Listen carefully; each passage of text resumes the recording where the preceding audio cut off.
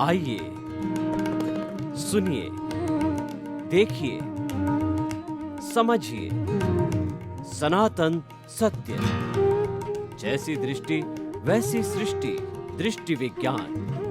कुदरत, कुदरती रचना एवं कुदरत के कानून से शाश्वत सुख की प्राप्ति। जोधपुर के परम पूज्य महात्मा उपासक प्रोफेसर डॉक्टर सोहन राज तातेड़ के निर्देशन में सनातन सत्य। जैसी दृष्टि वैसी सृष्टि, दृष्टि विज्ञान।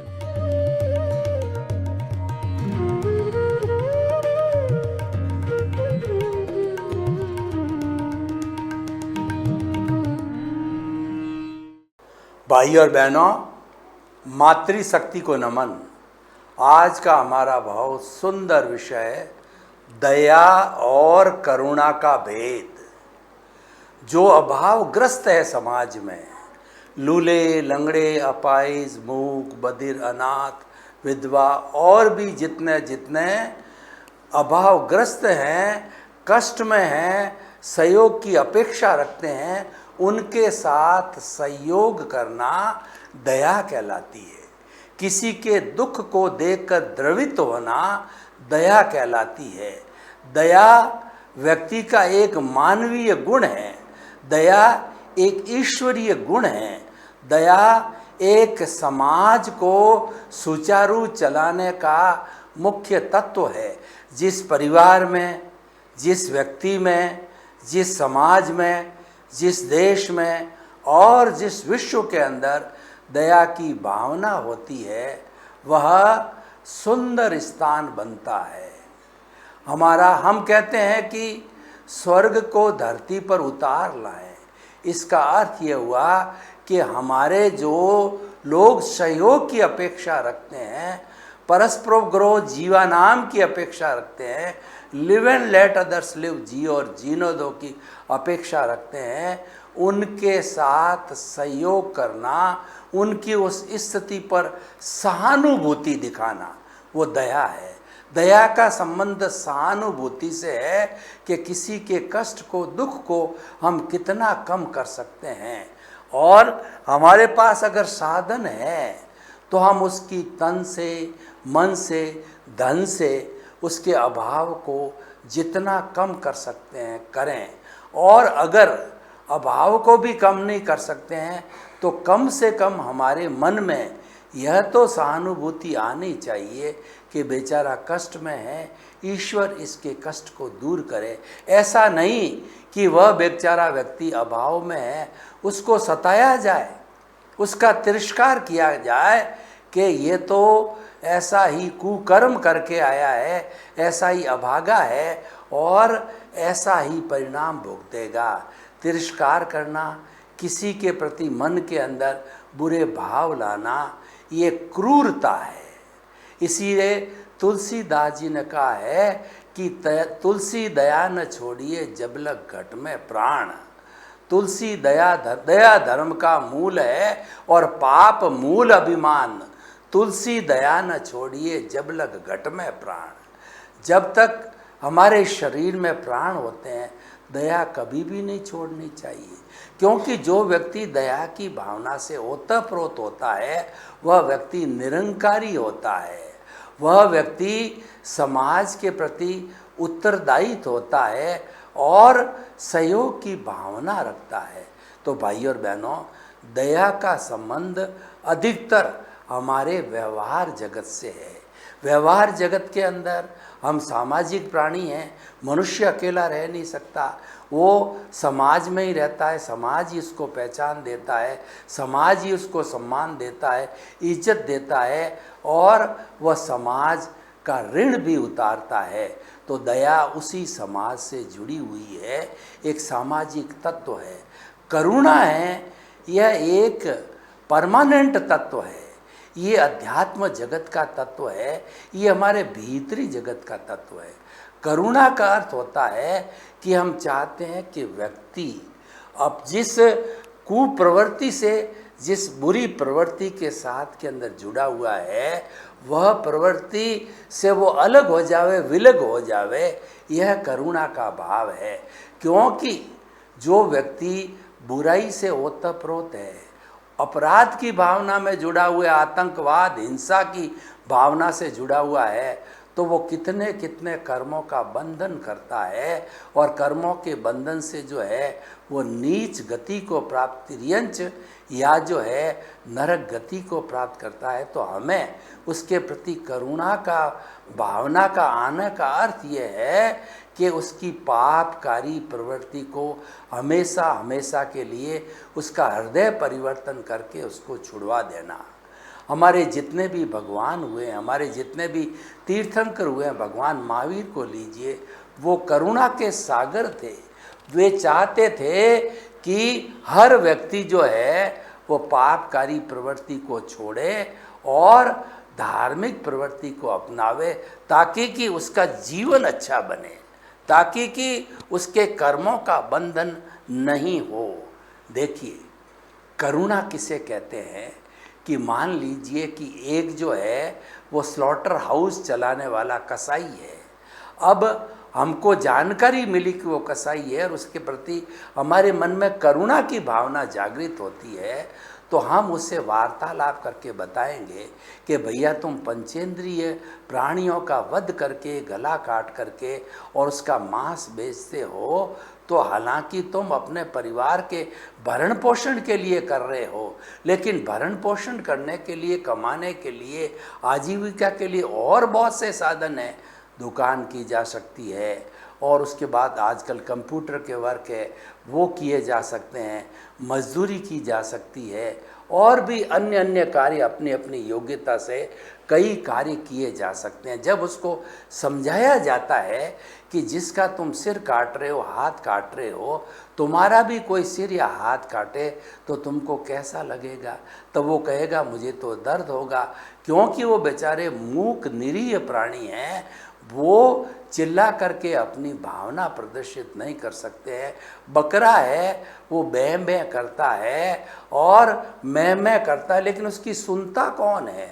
उसकी भाषा को कोई जानने वाला नहीं है, फिर भी वो मार दिया जाता है। तो इसीलिए जब उसको समझाइश की जाती है, जब उसका हृदय परिवर्तन किया जाता है, तो वो धंधा छोड़ देता है और वो दूसरे धंधे के अंदर जब लग जाता है तो उसकी आत्मा की उज्ज्वलता होती है, उसके कर्मों का बंधन रुकता है, तो उस उज्ज्वलता से उसको प्रसन्नता भी होती है, भीतर एक परिवर्तन महसूस करता है। और जब वापस उसके अनुभव लिए जाते हैं तो ऐसा लगता है कि वो काफ़ी प्रसन्न है। इस तरीके से हम हृदय परिवर्तन करके हिंसा करने वाले लोगों से उसकी हिंसा की प्रवृत्ति, उसकी जो है पापकारी प्रवृत्ति को रोकते हैं, वह करुणा कहलाती है।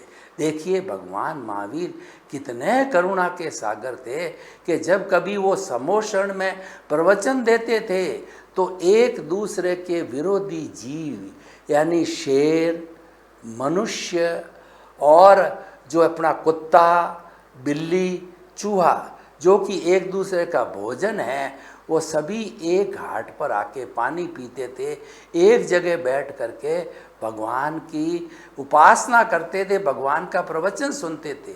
बहुत से तिर्यंश भी श्रावक होते हैं, वो भी जो है वो व्रत ग्रहण करते हैं और भगवान का जो प्रवचन सुन सकते हैं। ये बात अलग है कि उनकी भाषा अलग होती है, परंतु प्रभु तो जो बोलते हैं वह समस्त लोगों को अपनी अपनी भाषा में सुनाई देता है। भगवान महावीर अर्धमागधी भाषा, जो वहाँ की लोकल बिहार की भाषा थी, बिहार में ही जो है वो प्रवचन देते थे, अर्धमागधी में बोलते थे। लेकिन जो व्यक्ति जिस जो भाषा का जानकार होता था, वह भाषा उसी में ट्रांसलेट होकर के और उसको उसी भाषा के अंदर सारा सार, प्रवचन, भावार्थ समझ में आ जाता था। तो इस तरीके से करुणा एक रस है। जब व्यक्ति के भीतर करुणा का रस आता है तो वह समाज में परिवर्तन लाता है, स्थायी परिवर्तन लाता है। दया एक टेम्परेरी तत्व है, करुणा जो है एक स्थायी तत्व है। दया की एप्लीकेशन समाज पे होती, व्यवहार जगत पे होती है। करुणा की एप्लीकेशन भीतरी जगत में होती है। व्यक्ति के भावों को बदलना होता है, व्यक्ति में परिवर्तन किया जाता है। देखिए कि हमारे भारतवर्ष के अंदर बड़े बड़े लोग, जैसे कि जो है समझिए कि विद्वान लोग, जो कवि कालिदास था, वह महामूर्ख था, उसके ऊपर जो है ईश्वर की करुणा हुई तो भीतर उसमें एक परिवर्तन आया, और वह परिवर्तन अवचेतन मन में आया, वह परिवर्तन तेजस शरीर पे आया, और वह बदल करके विद्वान बन गया। वाल्मीकि जी डाकू से विद्वान बन के रामायण लिखी। तुलसीदास जी भी जो है डाकू थे, उन्होंने भी तुलसीकृत रामायण लिखी।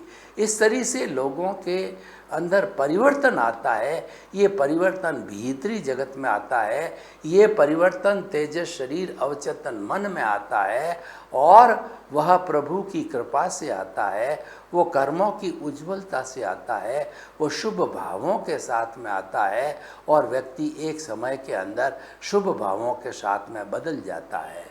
करुणा रस का जो है वो हमारे ग्रंथों के अंदर बहुत ज़्यादा उल्लेख किया गया है कि देखिए कि बहुत से ऐसे स्थान मिले हैं जहाँ पर कि पशुओं की भी सेवा होती है। ये करुणा से प्रभावित होता है।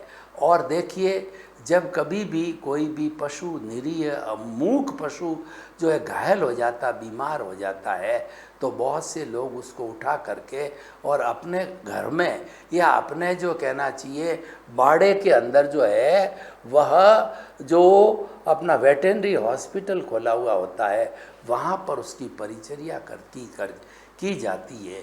ये सारी दया की भावना होती है। यानी दया और करुणा का मुख्य भेद ये है, एक टेम्परेरी है, एक स्थायी तत्व है, एक जो है सहानुभूति सहयोग है, और जो करुणा है वो व्यक्ति में परमानेंट परिवर्तन लाने वाला जो है ये मार्ग है। तो देखिए हम करुणा की बात करें तो करुणा जो एक ऐसा मूल्य है जो कि व्यक्ति को बहुत ऊंचा ले जा सकता है। करुणा की भावना से हमारे कर्म के बंधनों का क्षय होता है। जब हम किसी भी प्राणी के प्रति करुणा करते हैं तो हमारा जो कार्बन शरीर होता है वह धुलने लग जाता है, हमारे कर्मों की निर्जरा प्रारंभ हो जाती है। और जितने जितने महापुरुष होते हैं ये परमार्थ की भावना से ओतप्रोत होकर के लोगों को प्रवचन देते हैं, लोगों का जीवन बदलते हैं। लोग जो गलत रास्ते पर जो है चले जाते हैं उनको सही रास्ते पर लाते हैं, उनकी रॉन्ग बिलीफ को समाप्त करके राइट बिलीफ में लाते हैं। सनातन सत्य करुणा की भावना से ओतप्रोत है, क्योंकि सनातन सत्य में हम आपको इस विश्व की अल्टीमेट रियलिटी, सार्वभौम सत्य और वास्तविकता जीवन की क्या है वह देना चाहते हैं। और इसके अंदर भी हम जो है वो कुदरती रचना और कुदरत के कानून का सहारा लेते हैं, और उसके आधार पर आपको करुणा करके और आपको शाश्वत सुख की नींव लगाते हैं। शाश्वत सुख की नींव का अर्थ ये हो गया कि आपके ब्लिस की नींव लग गई, और जब वो ब्लिस की नींव धीरे धीरे परिपक्व होकर के आप एक दिन अपने शाश्वत सुख, परमानेंट जो है मुक्ति को भी प्राप्त कर सकते हो। इसीलिए दया और करुणा की भावना ये व्यक्ति के अंदर होनी चाहिए। करुणा और दया की भावना एक सुसंस्कार है, ये बच्चों को जीवन के प्रारंभ से ही दिया जाना चाहिए। जब बचपन में ही करुणा और दया के संस्कार दिए जाते हैं तो वह व्यक्ति आगे जाकर के धार्मिक बन जाता है। वह व्यक्ति समाज में किसी का शोषण नहीं करता है, वह व्यक्ति करुणा की भावना से ओतप्रोत होकर के और सबको आत्मतुलावत समझता है। मैं करुणा की भावना का आपको उदाहरण देना चाहता हूँ कि हमारे जो है इंट्यूशनल जो कबीरदास जी संत हुए हैं, जो कि भीतरी जगत के अंदर बहुत उज्जवल थे और वो प्रज्ञा पुरुष थे। तो वो बकरी का दूध पिया करते थे, बकरी घर में रखते थे। उनके कमाल नाम का लड़का था। एक दिन उन्होंने अपने लड़के कमाल को कहा कि कमाल तुम इस जो है बकरी के लिए कुछ जो है वो घास फूस लेकर के आओ। तो कमाल ने अपने पिता के आदेश का पालन करते हुए कैंची लेकर के बगीचे में गया और बगीचे में जाकर दूब को जो ही काटने लगा, उसके अंदर एक लाइट की सर सर सर जैसी ध्वनि हुई, प्रकाश हुआ और उसको महसूस हुआ कि इसके अंदर तो प्राण तत्व है, जो तत्व मेरे भीतर है वो इसमें चल रहा है। तो उसका मन नहीं माना कि मैं उस दूब के ऊपर कैंची चलाऊं और वह उसमें इतना गहरा खो गया कि जो है लो के अंदर खो गई। वह उसका निरीक्षण करता रहा, उस आत्मतुला को देखता रहा और आखिर शाम तक वह दूब नहीं काट सका। वह वापस जो है बिना दूब लिए घर आया तो कबीरदास जी ने कहा कि तुम घास फूस लाए हो क्या? उसने आप बीती सारी बात बताई। कबीरदास जी ने कहा कि तू मेरे से बहुत आगे बढ़ा हुआ है, तू बहुत बड़ा साधक है, तेरे में करुणा की भावना जो है कूट कूट करके भरी हुई है। ये करुणा की भावना तुम्हें बहुत ऊंचा ले जाएगी। तो भाइयों और बहनों, अगर आप मुक्ति को जाना चाहते हो, अगर आप साल्वेशन, इमांसिपेशन और जो है free from all the bondage होना चाहते हो, तो आप जो है ये करुणा की भावना को विकसित करो। कि 200 वर्ष की गुलामी के अंदर अंग्रेज लोगों ने हमारे साथ कितनी निर्दयता की, क्योंकि उनके भीतर करुणा की भावना नहीं थी। वो इंडियन डॉग्स कहते थे कि ये तो पशुओं के समान हैं, इनके साथ में निर्दयता की जानी चाहिए, इनके साथ में दहशत फैलानी चाहिए ताकि कि वो हमारे गुलाम बने रहे। वो कई सदियों तक हमको गुलाम बन करके शासन करना चाहते थे। ब्रिटिश लोग जो हमारे देश में ईस्ट इंडिया कंपनी लेकर के आए, वो तो व्यापार करने के लिए आए थे, लेकिन हमारे देश में छोटी छोटी रियासतें होने के कारण, और वो बड़े योद्धा थे, बलवान थे, लेकिन वो आपस में लड़ा करते थे। उसका फ़ायदा उठा करके जो है वो डिवाइड एंड रूल की नीति से उन अंग्रेज़ों ने लगभग 200 वर्ष तक हम पर शासन किया। शासन ही नहीं किया, हमारे साथ कितना बुरा व्यवहार किया, हम उसकी तरफ आंख उठा करके भी देख सकते थे और उनको सलामी की जानी पड़ती थी। हमको जो है दास की तरह से बेचा जाता था, दास की तरह समझा जाता था। हमारी बहन बेटियों के साथ में अच्छा व्यवहार नहीं किया जाता था, यानी सारी हमारी स्वतंत्रता का हनन कर दिया गया था। ये सारा क्या है? ये क्रूरता का कार्य है, ये अकरुणा की भावना है। हमारे सामने समाज में दोनों तरह के पिक्चर है, एक करुणा की भावना, एक क्रूरता की भावना। तो हमें समाज से क्रूरता की भावना को हटाना है, क्योंकि क्रूरता की भावना है वह हमारे समाज को एक जंगल राज में बदल देता है। करुणा की भावना जो है, जो हमारे समाज को स्वर्ग बनाता है। ये एक दूसरे के बिल्कुल विरोधी तत्व है। तो हमें करुणा को जीवन के अंदर स्थान देना चाहिए। करुणा की भावना आने पर व्यक्ति में बदलाव आता है, वो परोपकार करने को प्रेरित हो जाता है। जितने बड़े बड़े आज हमारे देश में उद्योगपति होते हैं, आज देखिए बिड़ला है, बांगड़ है, और जो हमारे डालमिया हैं और टाटा है वगैरह है, जमशेदजी टाटा वगैरह है, ये जितने भी हुए, और बिल गेट्स को देखिए, उनके भीतर कितनी दया की भावना है, कितनी करुणा की भावना है। दोनों ही भावना उनके भीतर है। दया की भावना से वशीभूत होकर के लोगों को बेसिक सुविधा, रोटी, कपड़ा, मकान, शिक्षा, चिकित्सा पहुंचाने के लिए वो जगह जगह पर हॉस्पिटल खोलते हैं, रैन बसेरे खोलते हैं, धर्मशालाएं बनाते हैं, मंदिर बनाते हैं और लोगों का जो है स्वास्थ्य करते हैं, और सभी तरह की जो समाज की जुड़ी हुई समस्याओं का समाधान करते हैं। तो वो लोग जो है बहुत ही दया के और करुणा के पात्र हैं और दोनों ही तत्व उसके अंदर मौजूद है। वैसे ये मिलते जुलते तत्व है करुणा और दया, लेकिन दार्शनिक दृष्टिकोण में बहुत बड़ा अंतर है। जो दया है वह सहानुभूति दिखाती है, सहयोग की भावना से जुड़ी हुई है।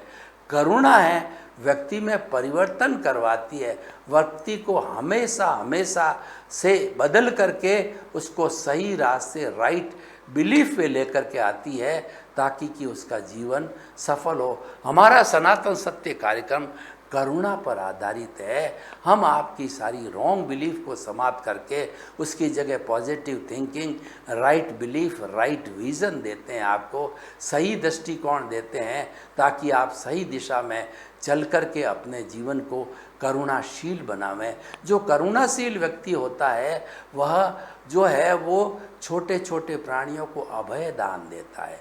अभय दान का अर्थ ये है कि बड़े प्राणियों की तो, निरपराध प्राणियों की तो हमको हिंसा करनी ही नहीं है, क्योंकि वह करुणा की भावना और दया की भावना दोनों की तरफ से वो निषेध है। लेकिन एकेंद्रीय जीव ऐसे हैं जैसे कि हमारा फूड ग्रेन्स है, साग सब्जी है, पानी है और जो अग्नि है, वायु है, ये है, इनका भी जो है हम हिंसा करते हैं।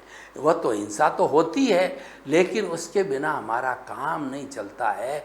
तो वह इच्छा परिमाण होना चाहिए, उसका अल्पीकरण होना चाहिए, उसका संयम होना चाहिए, उसकी सीमा होनी चाहिए। जब उसकी सीमा की जाती है कि मेरे और मेरे परिवार के भरण पोषण के अंदर जितनी आवश्यकता है उसके अतिरिक्त जो मैं आपकी हिंसा नहीं करूँगा, वह अभय दान कहलाता है। वो एकेंद्रीय जीवों को अभय दान है, वह करुणा की भावना से आता है। तो इसीलिए हमें हमारे जीवन के अंदर अभय दान को स्थान देना चाहिए, और करुणा की भावना जिसमें होती है, अभय दान है, उससे ही पुष्पित और पल्लवित होता है। करुणा की भावना जिस समाज में होती है वह समाज एक अच्छा समाज कहलाता है, और उस समाज के अंदर सभी का निभाव होता है। देखिए संसार है, इस संसार में सभी तरह की धाराएं चलती है, जो संचरण करता है वो संसार है, वो हर क्षण हर वस्तु बदलती है, उसी का नाम तो संसार है। लेकिन उसके अंदर जो बदलाव आता है उसमें हमारा क्या कंट्रीब्यूशन हो, ये देखने की बात है कि हम दुनिया में आए हैं तो क्या योगदान देने को आए हैं। तो योगदान देने के लिए दया और करुणा है, ये दोनों तत्व जो है बहुत ही उपयोगी तत्व है। व्यक्ति अगर समाज को कंट्रीब्यूट करना चाहता है तो अपने भीतर वो इन दो तत्वों का समावेश करे, इन दो तत्वों को आत्मसात कर दे, हृदयंगम करे, अपने हृदय में स्थान देवे, तो निश्चित तौर पे हमारे समाज के अंदर एक बहुत बड़ा परिवर्तन आएगा। और उस व्यक्ति को जो दया और करुणा की भावना से आप्लावित है, उसके जीवन में हमेशा जो है प्रसन्नता रहेगी। कभी भी कभी भी निराशा और खिन्नता नहीं आ सकती है, क्योंकि ये दोनों एक तरह से हार्मोन्स हैं। दया और करुणा गुड हार्मोन्स है, और जब हार्मोन्स हमारे ब्लड में मिल जाते हैं, हमारी जो एंडोक्राइन ग्लैंड्स के अंदर ये दोनों तत्व मिल जाते हैं, तो नेचुरली हमारे जीवन को आनंद से भर देते हैं। आप देखिए कि हम कभी भी पब्लिक प्लेसेस पर होते हैं, और पब्लिक प्लेसेस के ऊपर कोई व्यक्ति किसी न किसी कारण से दिक्कत में आ जाता है, परेशानी में आ जाता है, तो हम तुरंत जो है अपनी की दया की भावना से उसको सहयोग देना प्रारंभ करते हैं। हम जो है वो किसी भी रोड के ऊपर चल रहे हैं और कोई भी व्यक्ति जो है वह स्कूटर से गिर करके उसका एक्सीडेंट हो गया और वह कष्ट में आ गया, तो समाज में दया की भावना से सभी लोग उसकी तरफ दौड़ेंगे, उसकी पूछताछ करेंगे, उसको हॉस्पिटल लाके भर्ती करवा देंगे और उसके परिवार वालों को इत्तला करेंगे। ये दया की भावना है। हमारे जो डॉक्टर्स लोग होते हैं वो दया की भावना से काम करते हैं। जिस डॉक्टर में दया की भावना नहीं, जो लोभी है, मात्र पैसा बटोरना चाहता है, वह व्यक्ति क्रूर व्यक्ति है। उसको हम दयावान नहीं कह सकते हैं, उसको हम करुणाशील नहीं कह सकते हैं। तो दया और करुणा है, दो ये पैरेलल तत्व है और उसको हमारे जीवन के अंदर हमें स्थान अवश्य देना चाहिए। जो करुणा और दया, जो कि एक समाज से जुड़ा हुआ है और एक अध्यात्म से जुड़ा हुआ है, दोनों तत्वों को अपने जीवन में स्थान देता है तो वह स्वयं तो प्रसन्नता प्राप्त करता ही है, लेकिन समाज के अंदर एक प्रसन्नता का वातावरण बनता है। तो हम सभी आइए मिलकर के दया और करुणा तत्वों को अपने जीवन में स्थान दें। सर्वे भवन्तु सुखिनः, सर्वे सन्तु निरामया। लोक के सब जीवों को सुख मिले, शांति मिले, आनंद मिले, प्रेम मिले, सौहार्द मिले और सभी जो है शांतिपूर्ण सह अस्तित्व से अपना जीवन व्यापन करके और एक सुखी समाज का निर्माण करें। आपके प्रति मंगल भावना। ओम शांति।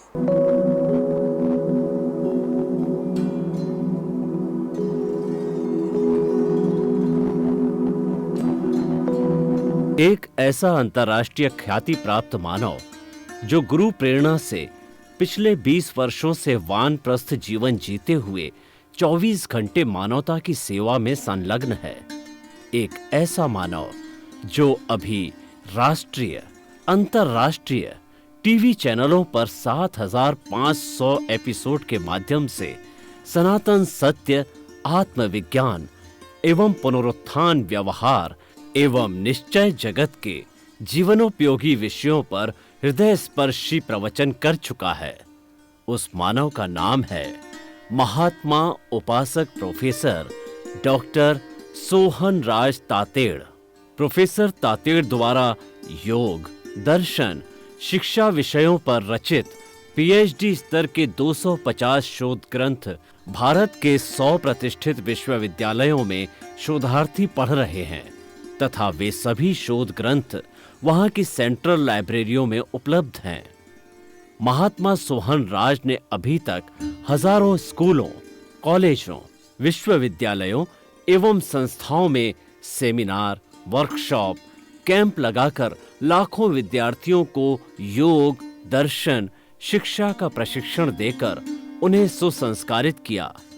डॉक्टर तातेड़ ने भारतीय संस्कृति उत्थान के 4000 से अधिक समसामयिक विषयों पर आर्टिकल लिखकर ऑनलाइन जर्नल, पत्रिकाओं, वेबसाइट्स पर प्रकाशित किया, जिसका उपयोग लाखों पाठक कर रहे हैं। उपासक तातेड़ के 5000 से अधिक आज का सुविचार, आज का शुभ संदेश, आज का मंगल भावना योग आदि चिंतन websites, Twitter, blogger, Facebook, YouTube माध्यमों से लाखों लोग अपना जीवन निर्माण कर रहे हैं।